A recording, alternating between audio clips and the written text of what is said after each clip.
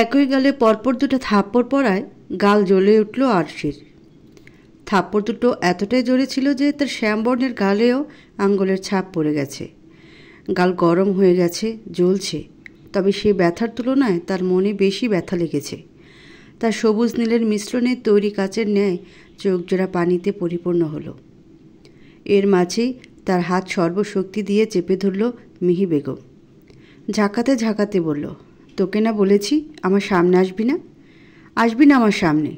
জানিস না আমি তোকে সহ্য করতে পারি না? তাও কেন আসিস বল? আমি বেঁচে আছি, ভালো লাগছে না তোর, তাই না? মরে গেলে শান্তি পাবি বুঝি? এই জন্য বারবার নিজের এই কুৎসিত মুখটা আমাকে দেখাতে চলে আসিস না? আর সহ্য করতে পারল না আরশি। চোখের পানি গড়ানোর আগে দ্রুত পায়ে রুম থেকে বেরিয়ে গেল। তার চোখে যে অশ্রু মানায় না, তাকে হতে হবে পাথরের চেয়েও শক্ত, কঠিন, যাতে হাজার আঘাত করা হলেও ভেঙে না যায়। আর এসব তো তার জীবনে নিয়মিত ঘটনা, তবুও তার এত কষ্ট কেন হয় কি জানি। আরশি রুম থেকে বের হতে দেখল রিফা তার দিকে করুণ দৃষ্টিতে তাকিয়ে আছে। এই মেয়েটা তার কষ্টে একটু বেশিই কষ্ট পায়। এই যে এখন তার কাদার কথা, অথচ কাঁদছে রিফা। আশ্চর্য। আরশি রিফার কাছে গিয়ে এক ঝাড়ি মেরে বলে, ওই সমস্যা কী তোর? তোকে না 100 দিন বলেছি কথায় কথায় কাঁদবি না? কথায় কথায় কাঁদলে মানুষ ভাববে মেয়েটা দুর্বল, আর এই ভেবে বারবার আঘাত করবে। তাই নিজেকে শক্ত কর। আর যা, আম্মুকে খাবার খাইয়ে ওষুধ খাইয়ে দে, আমি ভার্সিটিতে যাচ্ছি। রিফা আরশির কথা মাথা নাড়ায়। আরশিকে বেরিয়ে যেতে দেখে জলে ভেজা চোখে বলে ওঠে, আপুমনি নাস্তা তো করে যান। আরশি তারা দেখিয়ে বলে, একদম সময় নেই রে, তুই আম্মুকে খাইয়ে নিজেও খেয়ে নিস, আমি ভার্সিটির ক্যান্টিন থেকে কিছু খেয়ে নেব। বেরিয়ে যায় আরশি। রিফা তাকিয়ে থাকে ওর যাওয়ার পানে। রিফা মাঝে মাঝে অবাক হয় এটা ভেবে যে একটা মেয়ের এত সহ্য শক্তি কীভাবে হয়। সে দীর্ঘশ্বাস ফেলে নিজের কাজে লেগে পড়ে। আজও মার খেয়েছিস আন্টির হাতে, তাই না? ক্লাস শেষে ক্যাম্পাসে হাঁটছিল মন আর আরশি। হঠাৎ মনের মুখে এই কথা শুনে মলিন হাসি হাসল আরশি। কোনো জবাব দিল না। কী বা বলবে? মন দীর্ঘশ্বাস ছেড়ে বলল, তুই তো জানিস আন্টি তোকে পছন্দ করে না, সুযোগ পেলেই তোকে আঘাত করে, তারপরও কেন তার সামনে যাস তুই? আরশি অন্যমনস্ক হয়ে বলল, সে আমাকে যতই আঘাত করুক, সে আমার মা। আমি তার হাতের মার সহ্য করতে পারবো, তবে তার থেকে দূরত্ব নয়। আরশির কথায় দীর্ঘশ্বাস ফেলল মন। হঠাৎ কিছুর সাথে ধাক্কা খেয়ে মাঠে কিছুটা ছিটকে পড়ল মন। ব্যথার চোখ মুখ কুঁচকে ফেলল সে। হুট করে এমন কিছু হওয়ায় কিছুটা সময় লাগলো আরশির সবটা বুঝতে। বোঝামাত্র রেগে গেল সে। ক্ষেপে সামনের মানুষটাকে উদ্দেশ্য করে বলল, এই মিস্টার, এই আপনি আমার বান্ধবীকে ধাক্কা দিলেন কেন? চোখ নেই আপনার? ইস, কতটা ব্যথা পেয়েছে মেয়েটা। কথাটা বলেই আরশি ব্যস্ত হয়ে গেল মনকে উঠাতে। আবরার কান থেকে ফোন নামিয়ে দেখল দুটা মেয়ে তাদের মাঝে একজন মাটিতে পড়ে আছে। আবরার বুঝল পড়ে থাকা মেয়েটাকে সে ধাক্কা দিয়েছে। মনের হাত কিছুটা ছিলে গিয়েছে দেখে আরও রেগে গেল আরশি। এ বান্ধবী যে তার বড্ড ভালোবাসার, আপন বোনের চেয়ে কোনো অংশে কম নয়। আরশি রেগে মনের হাতে ফু দিতে দিতে আবরারকে উদ্দেশ্য করে বলতে লাগলো, কানা নাকি আপনি? নাকি সুন্দর মেয়ে দেখে ইচ্ছা করে ধাক্কা দিলেন? এতক্ষণ শান্ত থাকলেও এবার প্রচণ্ড রেগে গেল আবরার। ভেবেছিল সরি বলে চলে যাবে। সে তো তারাই ছিল, আর ফোনে কথা বলে হাঁটছিল তাই খেয়াল করেনি। কিন্তু মেয়েটার এমন আজে বাজে কথায় মেজাজ গরম হয়ে গেল তার। সে কিছু বলার আগেই মন আরশির হাত চেপে ধরল, ফিসফিস করে বলল, ঝামেলা করিস না দোস্ত, তুই জানিস না হয়তো উনি কে। আরশি দাঁতে দাঁত চেপে বলল, সে কোথাকার কোন রাজার পুত্র যে আমি তাকে ভয় পাবো? আর তার চেয়ে বড় কথা, সে তোকে ব্যথা দিয়েছে। মন আরও আস্তে ফিসফিস করে বলল, আমি তোকে পরে সবটা বুঝিয়ে বলছি। বোন, তুই প্লিজ আর কিছু বলিস না। দেখ সবাই কিভাবে ভয় পাচ্ছে। আরশি আশেপাশে তাকিয়ে দেখলো আসলেই পুরো ক্যাম্পাসে সবাই ভয়ে ভয়ে ওদের দিকে তাকিয়ে আছে। এবার আবরারের দিকে কোনা চোখে চাইল আরশি। মনে করার চেষ্টা করতে লাগলো এ কোনো সেলিব্রিটি কিনা। এতক্ষণ সে অত খেয়াল করে দেখেনি সামনে কে আছে। মাত্রাতিরিক্ত সুদর্শন তার সামনে দাঁড়ানো পুরুষটা। হাজারো মেয়েকে নিজের রূপে পাগল করতে সক্ষম। সাদা রঙের পাঞ্জাবি পরনে, দেখে মনে হচ্ছে এই রঙটা যেন তার জন্যই তৈরি। সারা মুখে গম্ভীরতা ছড়িয়ে আছে, যার কারণে তাকে আরও বেশি সুপুরুষ মনে হচ্ছে। চোখ দুটো স্বচ্ছ, গভীর তার দৃষ্টি। আরশির দিকে গম্ভীর মুখে তাকিয়ে আছে সে। পিছনে পাহালোয়ানের মার্কা অনেকগুলো কার্ড দাঁড়িয়ে আছে, যা এতক্ষণ পরে খেয়াল করলো আরশি। কিন্তু এসবে তার কোনো হেলদোল নেই, কারণ একে দেখে তার কোনো সেলিব্রিটির কথা মনে পড়ছে না। আর না আবরারের রূপ তার মন কাটতে পারল। সুদর্শন পুরুষদের থেকে তার ভীষণ রকমের অ্যালার্জি আছে। তার মতে সুদর্শন পুরুষদের মন কালো হয়, তারা শুধু মেয়েদের ব্যবহার করতে জানে। তবে তার এই ধারণার পেছনেও কাহিনী আছে। আবরার এতক্ষণ গম্ভীর চোখে পর্যবেক্ষণ করছিল তার সামনে দাঁড়ানো দুই মেয়েকে। তারা নিজেদের মধ্যে কী যেন ফিসফিস করছে, তবে আবরার আন্দাজ করতে পারছে ওরা কী বলাবলি করতে পারে। পেছনে তার গার্ডগুলো ভদ্র হয়ে দাঁড়িয়ে আছে। আবরারের পারমিশন ছাড়া তারা এক কদমও নড়ে না। আর মেয়েদের সাথে তর্ক করা বা মেয়েদের গায়ে হাত দেয়া তাদের সাফভাবে মানা।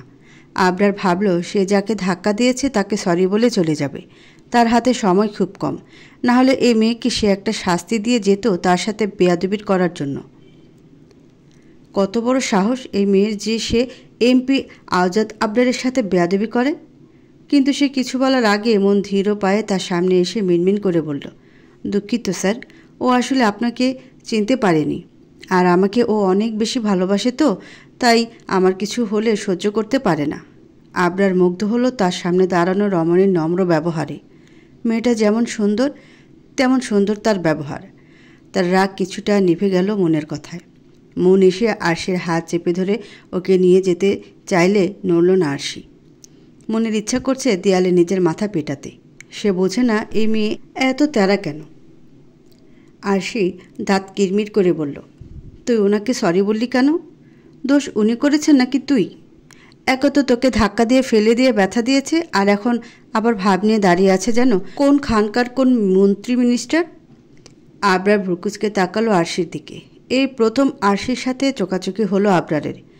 মেয়েটার চোখজোড়া দেখে অদ্ভুত লাগলো আবরারের। অদ্ভুত সুন্দর চোখজোড়া, নীল আর সবুজের মিশিলে এক অন্যরকম চোখের রং।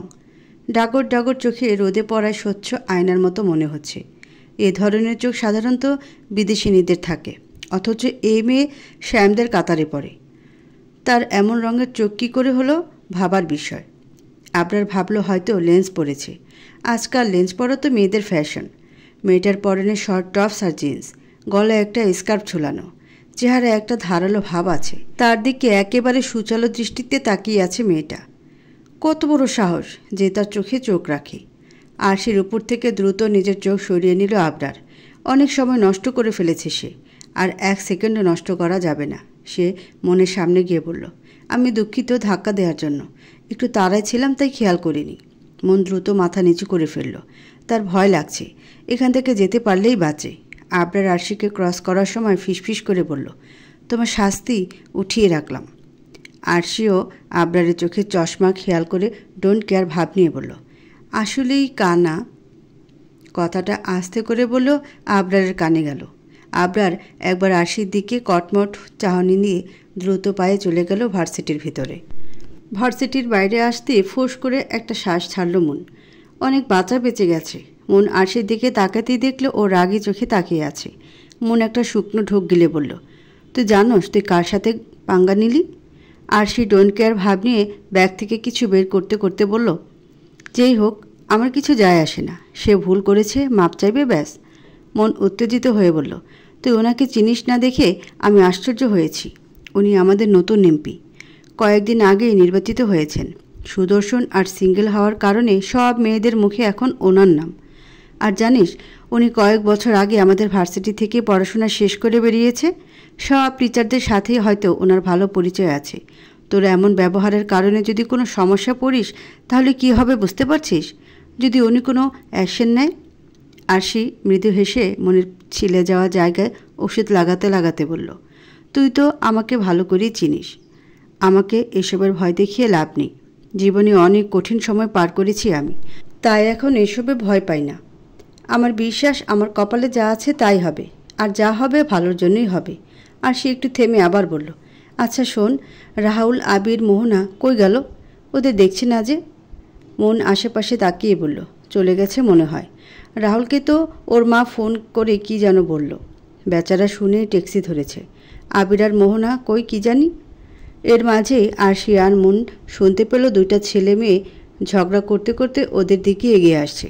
কাছে আসতে ওরা দেখল মোহনার চোখ মুখ কাঁদো কাঁদো হয়ে আছে, যে কোনো সময় কেঁদে ফেলবে।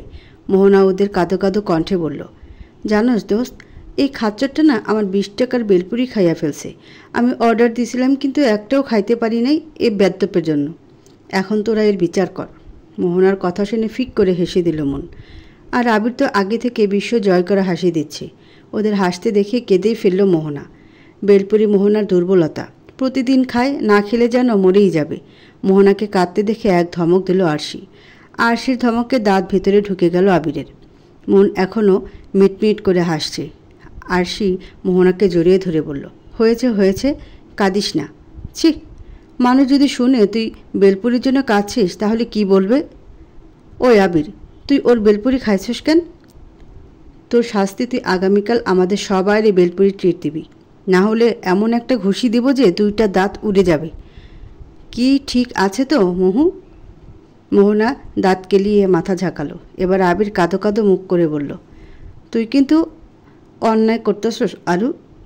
শুধু ওরে ট্রিট দিতে কইতি মাইনা নিতাম, কিন্তু তুই তো আমারে ফকির বানানোর ধান্দা করতেছস। মোহনা মুখ বাঁকা করে বলল, আমার বেলপুরি খাওয়ার আগে মনে ছিল না এসব। এটা তো শাস্তি, আর তোর পূরণ করতেই হইব। কোনো কথা নাই। আচ্ছা তোরা থাক, আমি ওই মামার কাছ থেকে বেলপুরি খাইয়ে আসি। মোহনাকে বেলপুরি খেতে যেতে দেখে মাথায় হাত দিল তিনজন। মানুষ এত বেলপুরি পাগল কেমনে হয় মোহনাকে না দেখলে ওরা জানতেই পারত না। আরশি আবির আর মুনকে বলল, আমার টিউশনের টাইম হয়ে যাচ্ছে, আমি গেলাম। মুন, তুইও বাসায় যা। আর আবির দোস্ত, তুই একটু মোহনাকে রিকশায় উঠাই দিস, না হলে ওই মেয়ে আবার কোনো ঝামেলা পাকাতে পারে। জানিসই তো ও কেমন। আবির মাথা দুলালো। আরশি আর মুন নিজ নিজ গন্তব্যে চলে গেল। আরশি, পুরো নাম আরশি রহমান। বাবা মায়ের আদরের একমাত্র সন্তান ছিল সে। জীবনে ভালোবাসার কোনো কমতি ছিল না, কিন্তু হঠাৎ এক ঝড় এসে লণ্ডভণ্ড করে দেয় আরশির জীবন। নিজের জীবনে সুখ ভালোবাসা হারিয়ে নিঃস্ব হয়ে যায় সে। বাবা নামক ছায়া উঠে যায় তার মাথার উপর থেকে। একসময় কিছুটা রেগে কথা বললে যে মেয়ে হাউমাউ করে কেঁদে বাড়ি মাথায় তুলে ফেলত, সে মেয়ে এখন কাঁদতে ভুলে গেছে। যে মেয়ে হেসে দুষ্টুমি করে সারা বাড়ি মাতিয়ে রাখত, সে মেয়ের মুখের হাসি হারিয়ে গিয়েছিল। বাবাকে হারানোর পর সব আত্মীয় স্বজনেরা সম্পর্ক ছিন্ন করে আরশিদের সাথে। ভয় একটাই, ওদের দায়িত্ব নিতে হবে, সাহায্য করতে হবে। আরশিদের বাড়ি দখল করে নেন ওর বড় চাচা। অসুস্থ মাকে নিয়ে ছোট্ট আরশির জীবন যুদ্ধ শুরু হয়। তখন সবেমাত্র এসএসসি দিয়েছিল আরশি। এই কঠিন দুনিয়ার সাথে তার কোনো পরিচয় ছিল না। কিভাবে থাকবে, তার দুনিয়া তো বাবা মায়ের মাঝে সীমাবদ্ধ ছিল। যে মেয়ে বাবা মায়ের হাত না ধরে এক পাও চলতে পারত না, সে মেয়ে বেরিয়ে পড়ে কাজের খোঁজে। এক প্রতিবেশী সহায়তায় বেশ কয়েকটা টিউশনি পায় আরশি। ছোট ছোট বাচ্চাদের পড়িয়ে খুব কম ইনকাম হতো তার। শুরুতে এই টাকা দিয়ে সংসার চালাতে খুব কষ্ট হতো। প্রতিদিন রাতে বাবার ছবি জড়িয়ে কাঁদত আরশি। একদিকে মায়ের অবহেলা, অন্যদিকে অভাবের সংসার। কত শত মানুষের হাজারো কথা শুনে এই সমাজে টিকে থাকতে হয়েছে তাকে। ধীরে ধীরে এসবে অভ্যস্ত হয়ে পড়ে আরশি। ছোটবেলা থেকেই প্রচণ্ড ব্রিলিয়ান্ট ছিল আরশি। বলা যায় একটু বেশিই মেধাবী। খুব অল্প সময়ে অনেক পড়া ক্যাচ করে ফেলতে পারত, কিন্তু পড়াশোনার প্রতি তেমন একটা আগ্রহ ছিল না তার। তাই মোটামুটি রেজাল্ট করত সে। কিন্তু বাবা হারানোর পর পড়াশোনার প্রতি সিরিয়াস হয় আরশি। শিক্ষকদের সহায়তায় আর নিজের চেষ্টা এসএসসিতে অনেক ভালো ফলাফল করে সে। আর এখন তো অনার্স 3য় বর্ষে পড়ছে। এখন আর আগের মতো অভাবও নেই। বর্তমানে আরশি 4টা টিউশনি করে আর একটা কোচিংয়ে সপ্তাহে 2 দিন পড়ায়। এতে বেশ ভালো অঙ্কের টাকা উঠে যায়, যা দিয়ে ভালো মতো মাস চলে যায় আরশির। কিছু ভালো বন্ধু পেয়েছে সে লাইফে, যাদের কারণে আবার আগের মতো হাসতে পারে সে। বন্ধুগুলোই তার হাসি খুশি থাকার একমাত্র কারণ। থমথমে মুখে বাড়ি ফিরল আবরার। আবরারের মা বিষয়টা লক্ষ্য করেও কিছু বললেন না। ফ্রেশ হয়ে খেতে বসতেই আবরারের বাবা আব্বাস আহমেদ বললেন, কি হয়েছে মাই ডিয়ার সান? রেগে আছো মনে হচ্ছে। তোমাকে তো আমি সবসময় বলি রাজনীতিতে মাথা গরম করার মতো কাহিনী প্রতিনিয়ত হয়, কিন্তু আমাদের মাথা রাখতে হবে একেবারে ঠান্ডা। আবরার গম্ভীর কণ্ঠে বলল, আসলে রাজনীতি নিয়ে কোনো সমস্যা না বাবাই। আব্বাস আহমেদ বললেন, তাহলে কি হয়েছে বলো আমাকে। বাবাকে বলবে না? আবরার ফোঁস করে একটা শ্বাস ফেলে রাগী কণ্ঠে বলল, জানো বাবাই, আজ একটা মেয়ে আমার সাথে বেয়াদবি করেছে। আমার চোখে চোখ রেখে কথা বলেছে। সে যদি মেয়ে না হয়ে ছেলে হতো তাহলে মুখটা ভেঙে গুড়িয়ে দিতাম। আব্বাস চৌধুরী ছেলের কথা শুনে কিছুক্ষণ থ মেরে রইলেন। তারপর হুট করে হু হা করে হাসা শুরু করলেন। আবরার বিরক্তি নিয়ে চাইল বাবার দিকে। তার বাবাই কখনো কোনো কিছু নিয়ে সিরিয়াস হন না। আব্বাস আহমেদ বললেন, বাহ, কোন মেয়ের এত সাহস হলো আমার ছেলের চোখে চোখ রাখে? আমার তো এখন ওই মেয়ের সাথে দেখা করতে ইচ্ছা করছে। আহা, কি সাহস! কিভাবে দেখা করা যায় বলো তো আবরার? আবরারের মামা ইরফান চৌধুরী বললেন, আহা দুলাভাই, দেখছেনই তো আবরার বাবা রেগে আছে, তাহলে এইসব বলে ওকে আরও রাগিয়ে দিচ্ছেন কেন? আবরার বাবা, শোনো, তুমি আমাকে ওই মেয়েটার সম্পর্কে বলো, তারপর দেখো আমি ওই মেয়ের সাথে কি করি। আবরার বিরক্ত হয়ে বলল, তোমাদের আর কিছুই বলবো না। ধ্যাত। আর মামা, তোমার কিছু করতে হবে না, যা করার আমিই করব। আবরার ধূপধাপ পা ফেলে নিজের রুমে চলে গেল। ওই মেয়েকে সে দেখে নিবে, ব্যাপার না। কিছু একটা ভেবে বাঁকা হাসল আবরার। ক্যান্টিনে বসে আছে মন আর আরশি। কফির অর্ডার দিয়েছে কিন্তু এখনও আসছে না দেখে বিরক্ত হলো আরশি। মনকে উদ্দেশ্য করে বলল, আরে ইয়ার, এত সময় লাগে কেন? চল, এখান থেকে কফি খাবো না। আরশি উঠতে নিলে মন আরশির হাত চেপে ধরে আবার বসিয়ে দিল। বলল, আরে এত অস্থির হোস কেন? কই বেশিক্ষণ হয়েছে? চল আমরা কিছু গল্প করি। ক্লাস শুরু হতে এখনও সময় আছে। আর রাহুল, মোহনা, আবির, আহি কেউ তো আসেনি এখনও। আরশি মনকে জিজ্ঞাসা করলো, আচ্ছা আহি কই রে? মেয়েটা 2 দিন ধরে ভার্সিটি আসে না। আমি ফোন দিয়েছিলাম, ফোনটাও ধরলো। কথা শেষ করতে পারল না আরশি। তার পূর্বে কেউ একজন ওদের দুইজনের গলা জড়িয়ে ধরল, চিৎকার করে বলল, বন্ধুরা আমি এসে গেছি। হঠাৎ আক্রমণে লাফিয়ে উঠল মন আর আরশি। মন আহির মাথায় একটা চাটি মেরে বলল, এভাবে পাগলা শালের মতো চিল্লাইলি কেন? আর একটু হলেই তো হাতটা বাইর হইয়া হাতে চলে আইতো। থুথু, উফ আল্লাহ, কি ভয়টা পাইছি। মনের কথায় খিলখিল করে হাসতে লাগলো আহি, যেন খুব মজার কিছু বলেছে মন। মন রেগে ওর মাথায় আরেকটা চাটি মারল, কিন্তু এতে আহির হাসি কমার বদলে আরও বেড়ে গেল। আর সে আশেপাশে তাকিয়ে দেখলো ক্যান্টিনের সবাই ওদের দিকে হা করে তাকিয়ে আছে, যেন এখানে কোনো সার্কাস চলছে আর ওরা জোকার। আরশি আহাইকে নিজের পাশে চেয়ার টেনে বসিয়ে দিল আর মনকেও চোখের ইশারায় বসতে বলল। কি সার্কাস শুরু করছিস তোরা? দেখ তো একবার আশেপাশে সব কেমনে তাকায় আছে। আচ্ছা এসব বাদ দে আহি, তুই 2 দিন কয়ে গায়েব ছিলি? কত ফোন দিলাম তাও ধরলি না। আহি হাসি থামিয়ে বলল, আরে ইয়ার বলিস না, অনেক জ্বর উঠেছিল তাই আসতে পারিনি।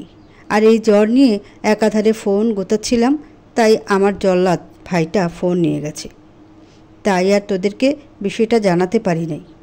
ওদের কথার মাঝেই ক্যান্টিনে হাজির হলো দলের বাকি সদস্যরা। সবাই সিট দখল করে গোল হয়ে বসল। রাহুল দুঃখী দুঃখী মুখ করে বলল, ওই রশি, জানিস কি হয়েছে?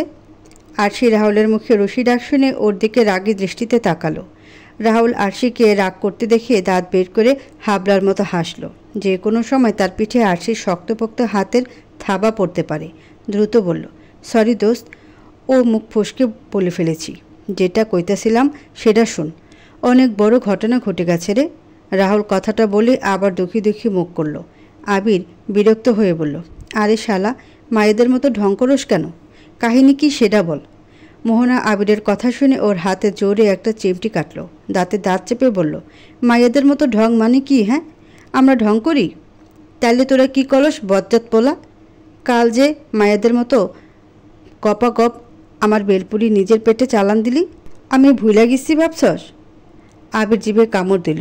চোরের মতো এদিক ওদিক তাকাতে লাগলো। সে ভেবেছিল সবাই ভুলে গেছে, তার আর ট্রিট দেওয়া লাগবে না। কিন্তু এই মহিলা কি আর নিজের বেলপুরির কথা ভুলবে? অসম্ভব। এবার রাহি হালকা কাশি দিয়ে বলল, কী রে রাহুল, বলস না কেন, কি হয়েছে? রাহুল এতক্ষণ আহিকে খেয়াল করেনি। সে এবার আহিকে দেখে বলল, কী রে আনা যে, এতদিন পর কৈথিকা উদয় হইছস? এসব বাদ দে, আজকে নিজের সাথে কয় আনা আনছস? আহির পুরো নাম আহিয়ানা। সবাই ছোট করে আহি বলে ডাকে, কিন্তু রাহুল ডাকে আনা বলে। সবার নামের 12টা বাজানোর অভ্যাস তার। আহি রেগে গিয়ে নাক ফুলিয়ে বলল, এই সব চলতো, এই বেটা হুদাই সময় নষ্ট করতেছে, ওর কিছুই হয় নাকি, যত সব। রাহুল মাথা নাড়িয়ে বলল, না না, সত্যি একটা গুরুতর ঘটনা ঘটে গেছে। আম্মা আমার বিয়ে দেওয়ার জন্য পাগল হয়ে গেছে। আমি তার একমাত্র পুত্র, তাই সে দ্রুত আমার বিয়ে দিয়ে পুত্রবধূ আনতে চায়। এত বুঝাইলাম আমারে আমি এখন বিয়া করব না, কিন্তু সে কিছুতেই মানবে না। মুখ ভার করে বসে রইল রাহুল। মোহনা লাফিয়ে উঠে বলল, আরে দোস্ত কী কস? আন্টি এত ভালো একটা কাম করতে চাইতেছে রে। দোস্ত শোন, জলদি রাজি হয়ে যা, কতদিন বিয়া খাই না। রাহুল মুখ ঝামটা মেরে বলল, চুপ থাক তুই, আমি বিয়া করব না। দোস্ত তোরা কিছু কর, আমার আম্মারে একটু বোঝা। আর সে এক ভ্রু উঁচু করে বলল, করবি না কেন বিয়ে? কেউ আছে নাকি? রাহুল তোতলাতে শুরু করলো। হাবলার মতো হাসি দিয়ে বলল, আরে কি বলিস, কেউ থাকলে তোরা জানতি না? কেউ নাই, কেউ নাই। আহি সন্দেহের চোখে বলল, আমার তো মনে হচ্ছে আছে কেউ, না হলে এভাবে তোতলাচ্ছিস কেন? জলদি বল, পরে যদি জানতে পারি তাহলে তোর খবর আছে। রাহুল কপালের ঘাম মুছে বলল, না মানে আসলে হয়েছে কি? আবির ঝাড়ি মেরে বলল, কি না মানে আসলে লাগাইছস? জলদি কবেটা, না হলে আন্টিরে গিয়া কমু জলদি তোরে বিয়ে দিতে। এই উসিলায় আমরাও দাওয়াত খাইতে পারমু। রাহুল মুখটা লটকিয়ে বলল, আমি একজনকে ভালোবাসি রে, 3 মাসের রিলেশন, অনেক কষ্টের পর তাকে পটাতে পেরেছি। আর সে হাই তুলে বলল, নাম তুলিকা, তোদের প্রতিবেশী। বন্ধুমহলের সবাই উৎসুক চোখে তাকালো আরশির দিকে। সবার চোখ মুখ দেখিয়ে বোঝা যাচ্ছে ওরা জানতে চায় আরশি কীভাবে জানলো। রাহুল চোখ বড় বড় করে বলল, তুই কিভাবে জানলি? আরশি বাঁকা হেসে বলল, রাস্তায় তোদের ইটিস পিটিস করতে দেখেছি, নিব্বা নিব্বির মতো একে অপরকে ফুসকা খাওয়াচ্ছিলি। আরশির কথা শুনে কাশি উঠে গেল রাহুলের। আরশি দাঁত কেলিয়ে বলল, আর কিছু শুনবি? রাহুল জলদি করে বলল, না না, আর কিছু শুনুম না, এখন তো সবাই সব জানলি। এবার আমার মারে একটু কনভিন্স কর। তুলি এখনও অনেক ছোট, এখনও এইচএসসিও দেয় নেই। ওর বাপ জীবনও এইটুকু বয়সে মেয়ের বিয়ে দেবে না, আর আমার মতো বেকার ছেলের কাছে তো নাই। আর সে এক চোখ টিপ দিয়ে বলল, আমাদের সবাইকে ট্রিট দিবি, প্লাস তুলির সাথে মিট করাবি, তাহলে আন্টিকে বোঝাবো, আর নইলে না। সবাই হৈ হৈ করে উঠল, ট্রিট দিতে হবে। রাহুল চাপে পড়ে রাজি হয়ে গেল ট্রিট দিতে। এদের ও পরে দেখে নিবে। স্যার, আপনি যার খোঁজ চেয়েছিলেন তার সম্পর্কে সব জানতে পেরেছি। নিজের কেবিনে কাজ করছিল আবরার। তার এক লোকের মুখে কথাটা শুনে বাঁকা হাসে সে জিজ্ঞাসা করে, তো কি কি জানতে পারলে? লোকটা একাধারে বলতে শুরু করে, নাম আরশি রহমান, ভার্সিটির 3য় বর্ষের ছাত্রী, বাবা নেই, অসুস্থ মা, আর একটা মেয়ে আছে নাম রিফা, যাকে উনি নিজের বোন বলেন। এই 2 জনকে নিয়েই ওনার পরিবার। খুব পরিশ্রমী আর সাহসী একটা মেয়ে স্যার। বাবা মারা যাওয়ার পর থেকে অনেক স্ট্রাগল করে আসছেন। আশির বাবা নেই শুনে খারাপ লাগলো আবরারের। এই সমাজে একা একটা মেয়ে টিকে থাকা যে কতটা কঠিন তার কিছুটা হলেও আইডিয়া আছে তার, কিন্তু পরক্ষণেই তার সাথে বেয়াদবি করার মুহূর্তটা মনে পড়ল আবরারের। সে তার লোককে কিছু একটা বলতেই লোকটা মাথা নিচু করে বলল, স্যার আমার বলা উচিত না, তবুও একটা কথা বলতে চাই। স্যার, আপনি তো মেয়েদের অনেক সম্মান করেন, আর এই মেয়েটা খুব অসহায় একটা মেয়ে, তার সাথে এমনটা না করলে হয় না? আবরার ফোঁস করে একটা শ্বাস ফেলে বলল, আমি কখনো কোনো মেয়েকে অসম্মান করিনি আর করবও না। আমি শুধু তার চোখে ভয় দেখতে চাই, এটাই হবে তার শাস্তি। আমি তার কোনো ক্ষতি করব না, আর তার কোনো প্রকার সম্মানহানিও হতে দেব না। তোমাকে যা বলা হয়েছে তাই করো। লোকটা মাথা ঝাঁকিয়ে কেবিন থেকে বেরিয়ে গেল। আবরার টেবিলের উপরে থাকা পেপার ওয়েটটা ঘোরাতে ঘোরাতে বলল, জাস্ট একটু ভয় দেখতে চাই তোমার চোখে মিস। কি জানো? ওহ হ্যাঁ, আরশি। এবার আমি দেখব তুমি ঠিক কতটা সাহসী। জ্ঞান ফিরতে নিজের মুখের উপর কারোর গরম নিঃশ্বাস অনুভব করলো আরশি। টিউশন শেষে বাড়ি ফেরার পথে হুট করে একজন লোক তার মুখের উপর কিছু একটা স্প্রে করে। সেখানে জ্ঞান হারায় আরশি। আর কিছু মনে নেই তার। মুখের উপর কী স্প্রে করেছিল ভাবতে লাগলো আরশি। এখনও ভালো মতো চোখ খুলতে পারছে না সে। আরশি আর বাম ডান না ভেবে সর্বশক্তি ব্যবহার করে হাতের কনুই দিয়ে এক ঘা বসিয়ে দিল সামনের লোকটার গায়ে। ব্যথায় গঙ্গিয়ে ওঠে সামনের ব্যক্তি। ধীরে ধীরে দৃষ্টি স্পষ্ট হয় আরশির। সামনের ব্যক্তির অবস্থা দেখে এমন একটা পরিস্থিতিতে ও খিলখিলিয়ে হেসে উঠে সে। হাসির রিনিঝিনি শব্দে ব্যথা ভুলে আরশির দিকে একদৃষ্টিতে তাকিয়ে রইল আবরার। সে তো আরশির জ্ঞান ফেরানোর জন্য 1 গ্লাস পানি নিয়ে ওর কাছে গিয়েছিল, কিন্তু আরশি যে হুট করে অ্যাটাক করবে বোঝে নেই আপনার। মেরেছে তো মেরেছে একবারে পেটে, সাথে গ্লাসের সব পানি তার গায়ে। আর দেখো এখন কিভাবে হাসছে, প্রাণবন্ত সে হাসি। হাসতে হাসতে আরশির সুন্দর স্বচ্ছ চোখ জোড়ায় পানি জমে টলটল করছে। আবরার এক ধ্যানে প্রাণবন্ত হাস্যোজ্জ্বল আরশিকে পর্যবেক্ষণ করতে লাগলো। হুশ জ্ঞান যেন হারিয়ে গেছে তার। কিছুটা সময় অতিবাহিত হলো। আরশির হাসি ধীরে ধীরে কমে আসলো। অনেক দিন পর এত হাসল সে। একজন এমপির এমন অবস্থা দেখে হাসি থামাতে পারেনি সে। বিশেষ করে সেই সময় আবরারের মুখের এক্সপ্রেশনটা দেখার মতো ছিল। মনে পড়লে এখনও হাসি পাচ্ছে তার। আবরারকে এক ধ্যানে নিজের দিকে তাকিয়ে থাকতে দেখে হালকা কাশি দিল আরশি। একবার নিজের দিকে তাকালো সে, তারপর বাঁকা চোখে আবরারের দিকে তাকিয়ে তার মতিগতি পর্যবেক্ষণ করতে লাগলো। আরশির কাশিতে ধ্যান ভাঙল আবরারের। সে দ্রুত চোখ সরিয়ে এদিক ওদিক তাকাতে তাকাতে ভাবল, শিট, আমি এতক্ষণ এই মেয়ের দিকে তাকিয়েছিলাম। মেয়েটা না জানি কি ভেবেছে। আমি একে এনেছি ভয় দেখাতে, আর তা না করে এতক্ষণ ওর দিকে হাবলার মতো তাকিয়েছিলাম। কিন্তু মেয়েটার হাস্যোজ্জ্বল মুখের উপর থেকে দৃষ্টি সরাতে পারছিলাম না। কেন যেন দেখতে ভালো লাগছিল। আমার কি দোষ? মেয়েটাকে কে বলেছে ওভাবে হাসতে? আবরার গলা ঝেড়ে আরশির দিকে তাকিয়ে দেখল ও বাঁকা চোখে তাকিয়ে আছে। আবরারকে তাকাতে দেখে আরশির চোখ সরিয়ে নিল। পুরো ঘরে একবার চোখ বুলিয়ে দেখল মাঝারি সাইজের ফাঁকা একটা রুম। মাথার উপর একটা লাইট জ্বলছে, যাতে আলো খুব বেশি না। রুমে শুধুমাত্র দুইটা চেয়ার, যার একটাতে আরশি বসে আছে। রুমের মধ্যে সে আর আবরার ছাড়া কেউ নেই, হয়তো গার্ডরা বাইরে আছে। আবরার ফাঁকা চেয়ারটা টেনে আরশির সামনাসামনি বসল।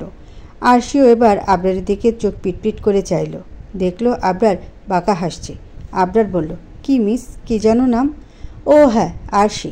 তো মিস আরশি, কেমন লাগছে নতুন জায়গায়? আরশি আরেকবার পুরো রুমে চোখ বুলিয়ে বলল, যেহেতু দেখার মতো সুন্দর কোনো দৃশ্য নেই, তাই অবশ্যই ভালো লাগছে না। আবরার আরশির জবাবে ভিতরে ভিতরে থতমতো খেলেও উপরে প্রকাশ করল না।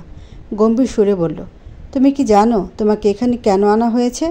আরশি হাই তুলে বলল, হয়তো ওই দিনের ব্যবহারের প্রতিশোধ নেবার জন্য। ওই যে মুভিতে দেখায় না যে নেতার সাথে পাঙ্গা নিলে তারা পরবর্তীতে সে মানুষকে ধরে এনে মেরে উধাও করে দেয়, হয়তো সেরকম কিছু করার জন্যই আনা হয়েছে। আবরার আরশির উত্তরে মনে মনে ভাবল, বাবা কত দূর চিন্তা করে ফেলেছে, এবার নিশ্চয়ই ভয় পাবে। আবরার ভয় দেখানোর ভঙ্গিতে আরশিকে বলল, তো মিস আরশি, তোমার কি ভয় লাগছে না আমি যদি তোমাকে মেরে উধাও করে দেই? আরশি বিরক্ত হয়ে বলল, ভয় পেয়ে আর কি হবে? আপনার আমাকে মেরে উধাও করার ইন্টেনশন থাকলে তো আমি ভয় পেলেও করবেন, না পেলেও করবেন। তা আজাইরা ভয় পাওয়ার মানে হয় না। আবরার হতাশ হলো আরশির জবাবে। আরশির চোখে সে কোনো রকম ভয় দেখতে পাচ্ছে না। একদম স্বাভাবিক আরশি যেন এখানে ঘুরতে এসেছে। আবরারের চিন্তার মাঝে আরশি নাক মুখ কুঁচকে বলল, আচ্ছা আপনি কেমন এমপি বলেন তো? টাকা তো কম থাকার কথা না আপনার, তাও এত কিপটা। আপনি চাইলেই তো পারতেন আমাকে কোনো পাহাড়ের চূড়ায় নিয়ে যেতে, তারপর সেখান থেকে না হয় ধাক্কা দিয়ে ফেলে দিতেন। এতে করে আমি মরে উধাও হয়ে যেতাম, আর মরার আগে আশেপাশের সৌন্দর্য উপভোগ করার সুযোগটাও হতো। এখানে তো দেখার মতো কিছুই নেই, বিরক্তিকর। আবরারের ইচ্ছা করছে নিজের কপাল চাপড়াতে। এ কেমন মেয়ে রে বাবা! অন্য কোনো মেয়ে হলে এতক্ষণে কাঁদতে কাঁদতে নাকের পানি চোখের পানি এক করে ফেলত। আবরার আরশিকে জিজ্ঞাসা করল, আচ্ছা আমি যদি তোমাকে এখানে কয়েকদিন আটকে রেখে দিই, তাহলে তোমার ফ্যামিলির কি হবে বলো তো? তারা নিশ্চয়ই তোমাকে খুঁজে না পেয়ে কান্নাকাটি করবে, অসুস্থ হয়ে যাবে। আরশির মুখ এবার কিছুটা মলিন দেখালো। সে আলতো হেসে বলল, সবচেয়ে বড় কথা কি জানেন? আমাকে এক সপ্তাহ পর্যন্ত কেউ খুঁজবেই না। সন্তানের কিছু হলে সবার আগে উতলা হয় বাবা মা। আর এটা এতক্ষণে জেনে গেছে নিশ্চয়ই আমার বাবা নেই, আর মা তো অসুস্থ, সে এমনিতেও আমাকে সহ্য করতে পারে না। আর নিবে খোঁজ? রিফা তো বাচ্চা মেয়ে, ও অনেক নরম স্বভাবের। সব মিলিয়ে দেখা যাবে প্রথম কয়েকদিন কেউ আমার খোঁজ নেয়নি। বন্ধু মহলে সবাই ভাববে কোথাও জরুরি কাজে গিয়েছি হয়তো, পরবর্তীতে খোঁজ খবর না পেলে তখন হয়তো খুঁজবে। আরশির মলিন মুখটা দেখে অজান্তে খারাপ লাগলো আবরারের। সে কিছু একটা ভাবতে লাগলো। এর মাঝেই আরশি আবরারের হাতের উপর কিছু একটা দেখে সেই জায়গায় ঠাস করে একটা বাড়ি দিল।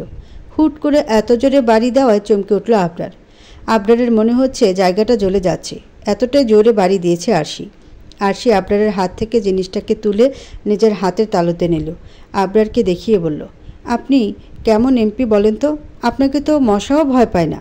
একে এত জোরে বাড়ি দেয়, আবার এরকম কথা বলায় মেজাজ খারাপ হয়ে গেল আবরারের। সে দাঁতে দাঁত চেপে নিজের এক গার্ডকে আওয়াজ বাড়িয়ে ডাক দিল। তার আওয়াজ পেতে দ্রুত রুমে প্রবেশ করলো এক পাহলোয়ান মার্কা গার্ড। আবরার রাগে গার্ডটাকে বলল, এই পাগল মেয়েটাকে আমার সামনে থেকে নিয়ে যাও আর ওকে ওর বাসায় দিয়ে আসো, যাও। বাসায় পৌঁছে দেওয়ার কথা বলায় কিছুটা অবাকই হইল আরশি। সে ভেবেছিল আজ এখানে প্রাণ খোয়াতে হবে। বেঁচে গেছে ভেবে চোখ জোড়া চকচক করতে লাগলো তার। কিন্তু আবরার তাকে পাগল বলেছে মনে পড়তেই সে আবরারকে কিছু একটা বলতে চাইল, তবে আবরারের কড়া দৃষ্টি দেখে আর কিছু বলল না। গার্ড তাকে উঠতে বলতেই সে দাঁড়িয়ে যেতেই থেমে গেল আরশি। ঘাড় পেছন ফিরিয়ে দেখল আবরার গম্ভীর মুখে তার যাওয়ার দিকে তাকিয়ে আছে। আরশি হঠাৎ দাঁত কেলিয়ে আবরারকে উদ্দেশ্য করে বলল, আপনি কেমন এমপি বলেন তো? মার্ডার না হয় নাই করলেন, কিছু নাস্তা পানি তো খাওয়াতে পারতেন, একটু আপ্যায়নও করলেন না, এতক্ষণ শুধু শুধু বসিয়ে রাখলেন। আপনি আসলে কিপটা এমপি সাহেব। আবরার রাগে রাগে চোখে তাকাতেই হাসতে হাসতে রুম থেকে বেরিয়ে গেল আরশি। আরশি রুম থেকে বের হতেই হেসে ফেলল আবরারও। সিল্কি চুলগুলো হাত দিয়ে ঠিক করতে করতে বিড়বিড় করলো, মেয়েটা আসলেই পাগল, তবে মেয়েটার চোখ যেন স্বচ্ছ আরশি। সে চোখের দিকে তাকালে দুনিয়া ভুলে যাওয়া সম্ভব। সেই চোখে আছে শুধু সততা, দৃঢ়তা, নেই কোনো মিথ্যা প্রতারণা। তার আখি জোড়ার দিকে তাকালে উপলব্ধি করা যায় তার একান্ত বেদনাগুলো, যা সে কখনো প্রকাশ করে না। ফুলের বাগানে হাঁটছে আবরার, চারপাশে ফুল আর ফুল, যেন কোনো ফুলের পৃথিবীতে চলে এসেছে সে। কোথাও নেই কোনো মানুষ, সবটা নীরব। ফুলের মোহনীয় সুবাস ছড়াচ্ছে চারদিকে। ভালোই লাগছে আবরারের। ধীরে ধীরে সামনে এগোতে লাগলো সে। হঠাৎ কোনো রমণীর খিলখিল হাসির শব্দ শুনতে পেল আবরার। থেমে গেল তার পা। শব্দ অনুসরণ করে সামনে তাকাতেই থমকে গেল সে। মেরুন রঙের শাড়ি পরিহিতা এক রমণী ফুলের তৈরি দোলনায় বসে দোল খাচ্ছে আর খিলখিলিয়ে হাসছে। এই হাসির শব্দ তো তার চেনা, হ্যাঁ খুব করে চেনা। সে শুনেছে এই শব্দ, খুব কাছ থেকে অনুভব করেছে। মেয়েটার মুখ দেখতে পাচ্ছে না আবরার, কারণ মেয়েটা উল্টো দিকে মুখ করে আছে। তার দীঘল কালো কেশ দোলনায় বসে থাকার দরুন কখনো মাটিতে লুটিয়ে পড়ছে তো কখনো বাতাসে দুলছে। আবরার মন্ত্রমুগ্ধের মতো তাকিয়ে আছে মেয়েটার দিকে, মুগ্ধ হয়ে শুনছে তার প্রাণবন্ত হাসির শব্দ। সময় পেরোলো অনেকটা সময়। হঠাৎ এক দমকা হাওয়া ছুঁয়ে দিল আবরারের চোখ মুখ। হুঁশ ফিরল তার। মস্তিষ্কের মধ্যে নাড়া দিল মেয়েটাকে। এতক্ষণ সে যার দিকে তাকিয়েছিল তার তো দেখা উচিত মেয়েটা কে সামনে থেকে। সে পা বাড়ালো মেয়েটার কাছে যাওয়ার জন্য। মেয়েটা আর হাসছে না, দোলনাও আর আগের মতো দুলছে না। হয়তো সে নেমে যাবে। আবরার দ্রুত পায়ে হাঁটতে লাগলো এবার। মেয়েটাকে যে কে তার দেখতেই হবে। দোলনার কাছাকাছি গিয়ে থেমে গেল আবরার। দোলনা ততক্ষণে থেমে গিয়েছে। মেয়েটা এবার উঠে দাঁড়ালো। অতি সন্তর্পণে নিজের দ্বিগুল কেশ টেনে সামনের দিকে নিল। ধীরে ধীরে ঘুরতে লাগলো আবরারের দিকে। হৃদস্পন্দন অস্বাভাবিকভাবে বেড়ে গেল আবরারের। কপালে সূক্ষ্ম ঘামে রেখা দেখা দিল। সে নির্নিশেষে তাকিয়ে রইল অচেনা রমণীর দিকে। যেই মাত্র মেয়েটা আবরারের দিকে ফিরল বলে অমনি ঘুম ভেঙে গেল আবরারের। লাফ দিয়ে উঠে বসল সে। দ্রুত গতিতে হৃদস্পন্দন চলছে তার। এসির মধ্যে থাকা সত্ত্বেও কপালে বিন্দু বিন্দু ঘাম জমেছে। হাত দিয়ে কপালের ঘাম মুছে ভাবতে লাগলো আবরার, আজ 2টা বছর পর আবার সেই মেয়েকে নিয়ে স্বপ্ন দেখলাম আমি। ইস, একটুর জন্য মেয়েটার মুখটা দেখতে পেলাম না। আর একটু পর স্বপ্নটা ভাঙলে কী হতো। উফ। আবরার এক গ্লাস পানি নিয়ে ঢকঢক করে খেয়ে ফেলল।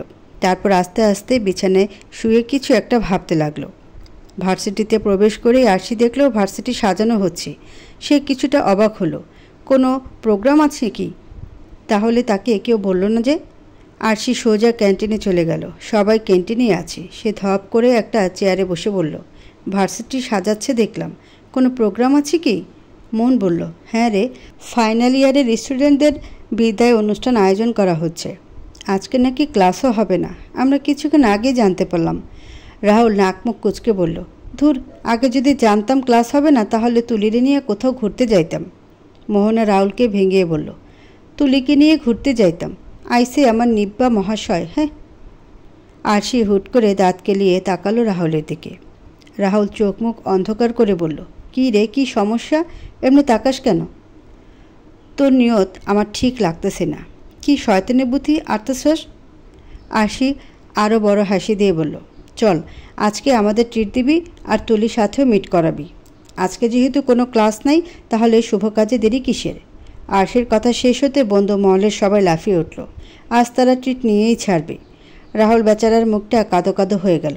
আজ যে এরা তাকে ফকির বানিয়েই ছাড়বে বুঝতে পারছে সে। সবার জোরাজুরিতে তুলিকে ফোন দিয়ে রেস্টুরেন্টের ঠিকানা দিয়ে আসতে বলল রাহুল। তারপর দলবল নিয়ে বেরিয়ে পড়ল ফকির হওয়ার উদ্দেশ্যে। বেশ বড় নামি দামি রেস্টুরেন্টে বসে আছে আরশি আর বন্ধুরা। রাহুল তাদের এখানেই নিয়ে এসেছে, তুলিকে এখনও আসেনি। তাই সব বন্ধুবান্ধবরা আলোচনা করছে কিভাবে আজকে রাহুলের পকেট খালি করা যায়। আর রাহুল মুখ গুমরা করে ওদের দেখছে। অবশ্যই এতে রাহুলের তেমন কোনো সমস্যা হবে না। বেশ বড়লোক বাড়ির একমাত্র সন্তান সে। বাবা ব্যবসা করেন। ঢাকা শহরে নিজেদের 2টা বাড়ি আছে। এছাড়া গ্রামেও অনেক সম্পত্তি রয়েছে রাহুলের বাবা মায়ের। 10 মিনিট পরে ওদের টেবিলের কাছে এসে দাঁড়ালো একটা মেয়ে। গোল গাল, কিউট চেহারা, ভীত মুখে তাকিয়ে আছে ওদের দিকে।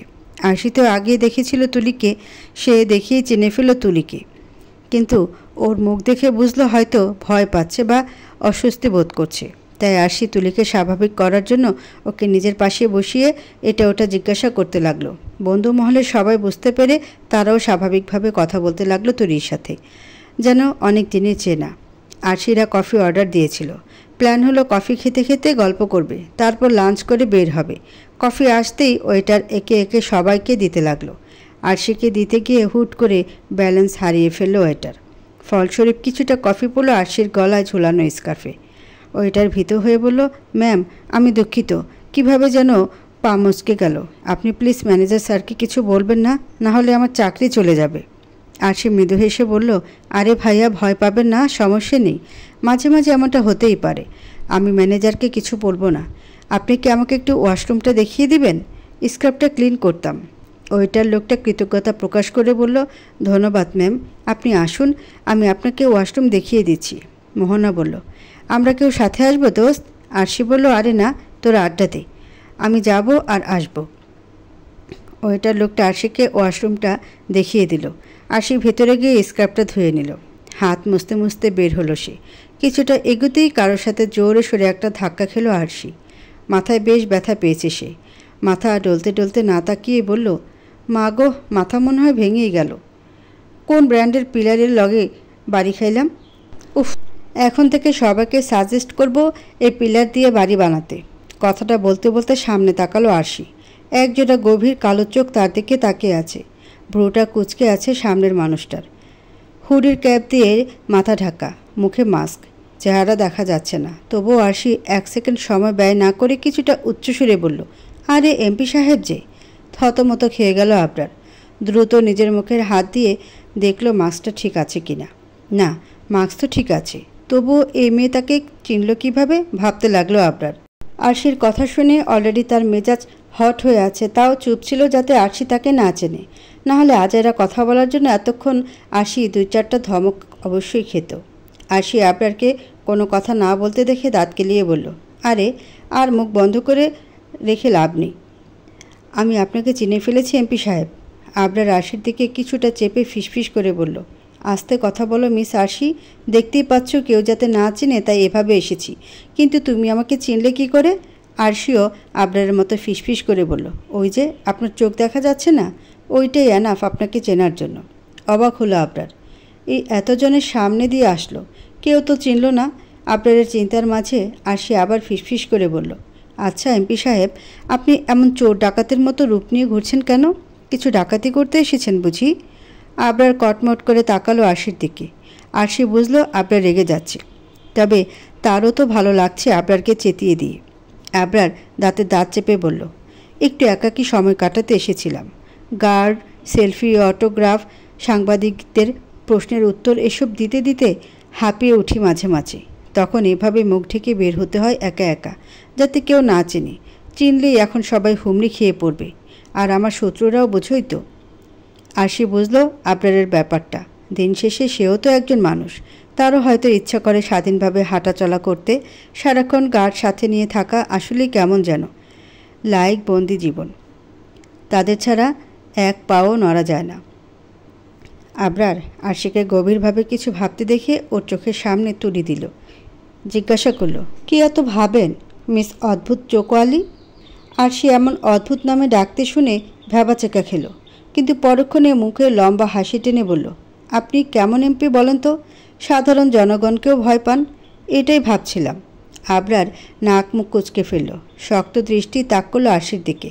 আরশি দ্রুত বলল, আপনি থাকুন ভীতু এমপি সাহেব, আমি গেলাম, আমার ফ্রেন্ডরা অপেক্ষা করছে। আর দাঁড়ালো না আরশি, দ্রুত হেঁটে চলে গেল আবরারের সামনে থেকে। আবরার তাকিয়ে রইল আরশির যাওয়ার পানে। সে বুঝতে পেরেছে আরশি তাকে ইচ্ছা করে রাগাচ্ছিল, হয়তো মেয়েটার তাকে রাগাতে ভালো লাগে ভেবে মৃদু হাসল আবরার। তারপর চলে গেল নিজের কাজে। লাঞ্চ সেরে রেস্টুরেন্ট থেকে বের হলো আরশিরা। রাহুল তুলিকাকে নিজের বাইকে করে নিয়ে গেছে। আবির আর মোহনার বাড়ি রেস্টুরেন্ট থেকে কাছে হয় ওরা হেঁটে যেতে পারবে বলে হেঁটেই গেছে। আহি গাড়ি ছাড়া এক কদমও চলে না, ও নিজের গাড়িতে করে গেছে। মোহনার আরশির বাড়ি রেস্টুরেন্ট থেকে কিছুটা দূরে, কিন্তু রিক্সা খুঁজে পাচ্ছে না মোহনার আরশি। ভীষণ বিরক্ত লাগছে আরশির। কতক্ষণ হলো দাঁড়িয়ে আছে, অথচ রিক্সার কোনো খোঁজ নেই। অনেকক্ষণ পরে একটা রিক্সা পেতেই মনকে রিক্সা উঠিয়ে দিল আরশি। তাদের দুইজনের বাসা দুই দিকে, আর মুনের বাবা মেয়েকে স্বাধীনতা দিলেও লিমিটের মধ্যে দিয়েছেন।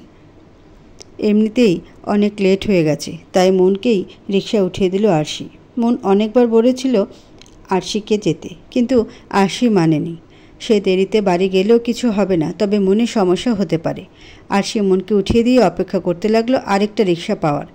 এদিক ওদিক চোখ ফেরাতেই দেখলো মুখোশধারী আবরার রেস্টুরেন্ট থেকে বের হচ্ছে। আবরার বাম ডান কিছু খেয়াল না করে নিজের গাড়ির দিকে চলে গেল। আরশি আবরারকে দেখছিল, কিন্তু হঠাৎ আবরারের দিকে একটা দ্রুতগামী ট্রাককে এগিয়ে আসতে দেখে আঁতকে উঠল আরশি। 1 মিনিটও দেরি না করে দৌড় দিল আবরারের গাড়ির দিকে। আবরার আরশির কাছ থেকে বেশ দূরেই ছিল। আরশি বেশ কয়েকবার ডাক দিলেও সে শুনতে পেল না। দামি অ্যাপেলের মোবাইলটা রাস্তায় পড়ে আছে আবরারের, ভেঙে চুরচুরে হয়ে গেছে। তার ব্র্যান্ডেড গাড়িটা ট্রাকের ধাক্কায় একদিকে মুচড়ে গেছে, মাঝ রাস্তায় এবড়োথেবড়ো হয়ে পড়ে আছে। হাত পা ঝেড়ে উঠে দাঁড়ালো আরশি। হাতে পায়ে বেশ অনেক জায়গায় পড়ে যাওয়ার কারণে কেটে গেছে। একটুর জন্য আজ বেঁচে গেছে আবরার। সে প্রায় গাড়িতে বসতে নিয়েছিল, এমন সময় তাকে টান দিয়ে সরিয়ে নেয় আরশি। ফোন পড়ে যায় আবরারের হাত থেকে, আর সাথে সাথে ট্রাকটা ধাক্কা দেয় আবরারের গাড়ি। টান দেওয়ার কারণে টাল সামলাতে না পেরে দুজনেই পড়ে গিয়েছিল। আরশি হাত ছেড়ে আবরারের দিকে এগিয়ে দেয় ওঠার জন্য। আবরার এখনও একটা ঘোরের মাঝে আছে। কি থেকে কি হয়ে গেল বুঝতে কিছুটা সময় লাগে তার। আজ তার প্রাণটা প্রায় গিয়েছিল। চোখের সামনে কোনো মেয়েলি হাত দেখে চোখ তুলে তাকায় আবরার। দেখে আরশি অশ্রুসিক্ত চোখে তার দিকে তাকিয়ে হাতটা বাড়িয়ে রেখেছে। আবরার তাকিয়ে থাকে আরশির অশ্রুসিক্ত চোখের দিকে। আরশি তো ভয় পেয়ে ব্যথা পেয়ে কাদার মতো মেয়ে না, তাহলে কেন তার চোখে পানি? আরশির চোখে পানি দেখে মনের মাঝে অস্থিরতা কাজ করে আবরারের। আরশির হাত না ধরে দ্রুত উঠে দাঁড়ায়, অস্থির হয়ে জিজ্ঞাসা করে, তুমি ঠিক আছো? কোথাও ব্যথা পেয়েছো তাই না? কোথায় ব্যথা পেয়েছো দেখি? আবরার আরশির হাতটা ধরে উল্টো পাল্টে দেখতে থাকে। হাতের বেশ কয়েক জায়গায় কেটে গেছে দেখে আরও অস্থিরতা ঘিরে ধরে আবরারকে। কয়েক ফোঁটা পানি টপ টপ করে পড়ে আরশির চোখ থেকে।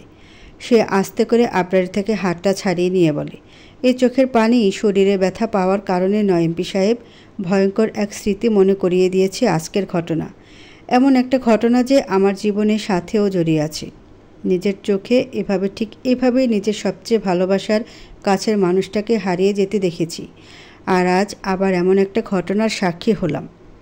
আরশির মুখে ভালোবাসার কাছের মানুষের কথা শুনে ঠিক ভালো লাগলো না আবরারের। ভাবতে লাগলো, আরশি কার কথা বলছে?